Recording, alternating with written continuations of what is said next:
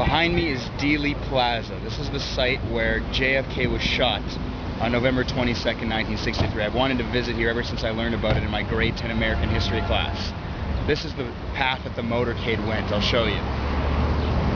That street down there, running perpendicular to this one, that's Main Street. The motorcade came down Main Street and turned onto Houston Street, this street in front of us. It proceeded down Houston Street towards this building, which in '63 was the Texas School Book Depository.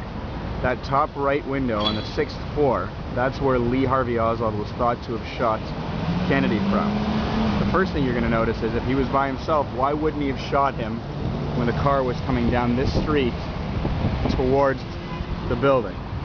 That's a good question.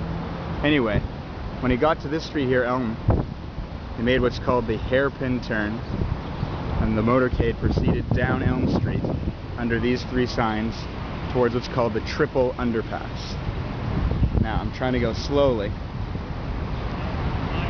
A couple of interesting things.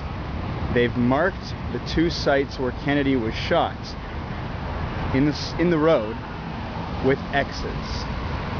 The first X we're coming up on, you can see thousands of cars drive over these two X's every day. This first X right here was where the first bullet hit Kennedy in the throat and then went through him and hit Governor Connolly, who was sitting in front of him in the car. The car continued down, traveling through this middle lane, the middle of three lanes, and as you can see, we're coming up on it in just a short bit here. A second X marks the fatal headshot that anyone who's seen the Seinfeld episode with Keith Hernandez knows caused Kennedy's head to go back and to the left. There's the second X right there that blew Kennedy's head off. Now, the first interesting thing is that the part of his head that was shot off landed right near this lamppost. And the fact that his head went back and to the left makes you wonder how a bullet coming from up there, which would have hit him and made his head go that way and sent his head that way, managed to kill him. That's why people are so convinced about that area right up there that we're going to walk up to in a second, the grassy knoll.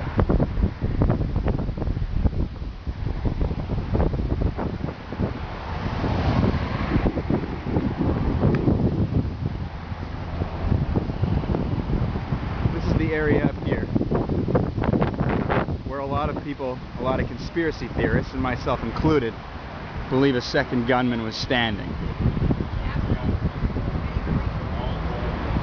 Right up here. Right behind this fence. You can see the fatal headshot X. Perfectly clean line, waiting for the car to come down Elm and get right to there. Got it.